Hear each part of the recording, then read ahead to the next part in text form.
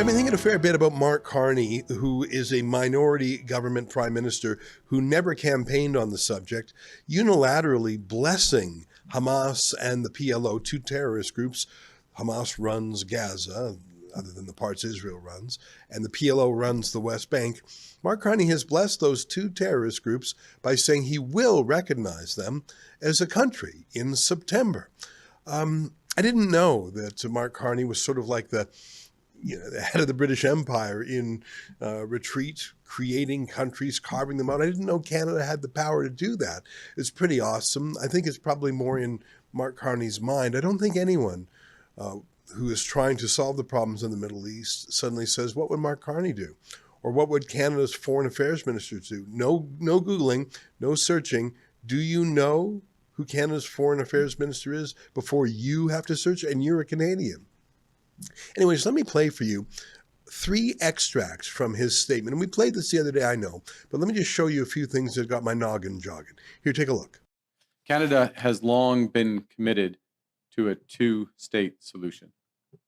An independent, viable, and sovereign Palestinian state living side by side with the state of Israel in peace and security. For decades, it was hoped that this outcome would be achieved as part of a peace process built around a negotiated settlement between the Israeli government and the Palestinian Authority.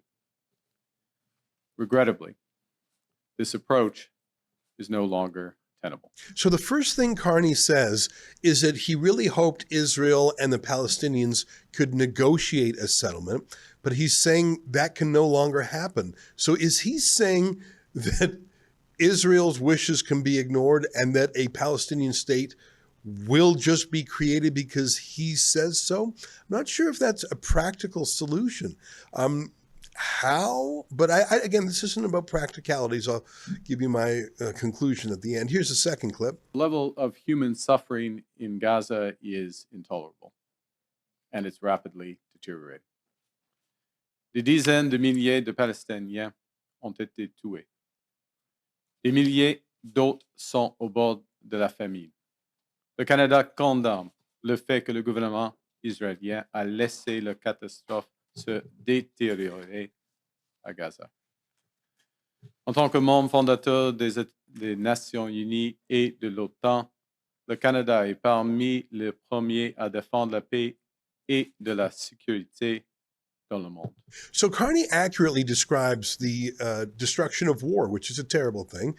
Here's an image of Mosul. The United States and the United Kingdom pounded that place to smithereens too. It's a very sad side effect of wars, especially when one side of it, the Islamic terrorist side, their strategy, their essential strategy is to use human shields. But they say that, Mark Carney says that one of the reasons he's going to proceed is precisely because of the violence. I don't know how announcing a new country when nothing on the ground has changed will stop that violence. In fact, when Mark Carney made his announcement and the United Kingdom and France made similar announcements, Hamas took notice of this and immediately changed tactics. They stopped negotiating with the United States, Qatar, and Israel. They said, why would we change this brutal war when we just got what we wanted? Canada reiterates that Hamas must immediately release all hostages taken in the horrific terrorist attack of October 7th, that Hamas must disarm, and that Hamas must play no role in the future governance of Palestine. So Mark Carney, after announcing he will support a Palestinian state, after saying he will no longer wait for Israel to negotiate it, says, oh, by the way, hey guys, just to show you that I'm not anti-Semitic or anything, Hamas has to disarm, they have to let go of the hostages, and they cannot be involved, just by the way. Except that Hamas has never accepted that. And the PLO boss who runs the West Bank, Mahmoud Abbas, in his 20th year of a 4-year election, he has just simply not said that. And there is no reason whatsoever to think they will. Mark Carney has said it will only happen with those preconditions met. But he said that after letting all the air out of the balloon, saying, I'm going to do this. Why would Hamas do anything, Mark Carney says, let alone disappear? One last quote from Mark Carney. Any path to lasting peace for Israel also requires a viable and stable Palestinian state, and one that recognizes Israel's inalienable right to security and peace. But the thing is, part of the inalienable right to security and peace is to fight back against a military or a terrorist group that fights you. It is an inalienable right to fight a terrorist group, just like it was America's right to go to war against Japan after Pearl Harbor. But that is precisely what Carney is saying Israel no longer has the right to do. Of course, the war in Gaza is terrible. It's terrible by design. It is the Hamas tactic, their essential tactic of using human shields. But there is no other way, because Hamas is a death cult. Mark Carney has effectively said Israel cannot defend itself. But I got a few practical questions, and I alluded to some of them the other day. Would this apply to the West Bank or Gaza or both? If you look at a map, the West Bank and Gaza are completely separate pieces of geography. The one of Gaza touches Israel and Egypt. From 1948 to 1967, it was owned and occupied by Egypt. And by the way, no one ever called for a Palestinian state then. They just knew that Gaza, they were Muslim Arabs like the Egyptians, and it was just part of Egypt. It was only once Israel took the Gaza Strip in the 1967 war did Palestinianism become an issue. Same thing with the West Bank. It's the West Bank of the Jordan River, which, as the name suggests, abuts Jordan. But again, from 1948 to 1967, the West Bank and half of Jerusalem was held by Jordan. There was no call for a Palestinian state then. It was just Jordan. In fact, to this day, about 60% of Jordanians are Palestinian. They're indistinguishable from the Arab Muslims in the West Bank. And by the way, they are overwhelmingly Muslims.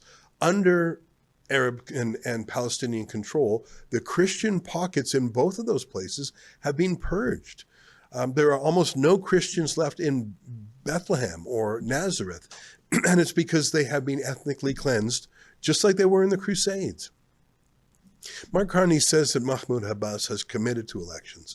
I said earlier that he if any commitment was made, why would he make a stronger commitment to a foreign leader he's never met and doesn't care about than to his own people, or then, say, to the United States? Mahmoud Abbas has not committed to elections. And for Carney to rest his plan on that is laughable. Same thing with him saying that Hamas must disarm. If Hamas will not disarm, even when their benefactors of Qatar are cajoling them to do so, why would they listen to some nobody from Canada? But why would Carney say yes to this astonishing attack on Israel when he doesn't have those preconditions met? And why would Mark Carney, who's never engaged with the Palestinian issue in his life, why would he think that he can solve a problem in a way that other leaders who have spent years on it couldn't? For example, Bill Clinton negotiating very intensively with the Palestinians. If he couldn't get those preconditions met, why would Mark Carney think he could? Of course, he doesn't actually think he can. What is Canada's skin in this game? I know what Qatar wants and what Egypt wants, and I think I understand what America wants. But what is Canada's skin in the game? We're not part of the negotiations. We're not at the table. We have no assets to bring. We have no military strength. We have no diplomatic strength. Why are we acting like we're players here? Again, you can sort of guess the answer, and I'll say it in a minute. Does anyone in the Middle East respect Canada's authority or expertise? There is an answer to that, and the answer is Hamas. 3 times Hamas has thanked Canada's Liberal government. Not that we've done anything, not that Mark Carney or Justin Trudeau before him has actually done anything for the Palestinians, other than break ranks with the rest of the Western democracies. That is Canada's value to Hamas. Oh, and we did fund the UN Relief Works Agency, which is a front group for Hamas. Is it Canada's place to create other countries? How does that work? And can other countries try and create ethnic or regional carve-outs from Canada too? It's not that hypothetical. One of the things Mark Carney pledged was millions of dollars to help Palestine be created out of Israel. What would Mark Carney think if any country, I mean, Israel being the obvious counterexample, were to give $30 million to Western separatists in Alberta or Quebec separatists there? Is it only something that Mark Carney can do to Israel? What would happen if what would happen if France gave $1 billion to Quebec separatists? Would that be acceptable, or is it only Canada's place to meddle in other countries?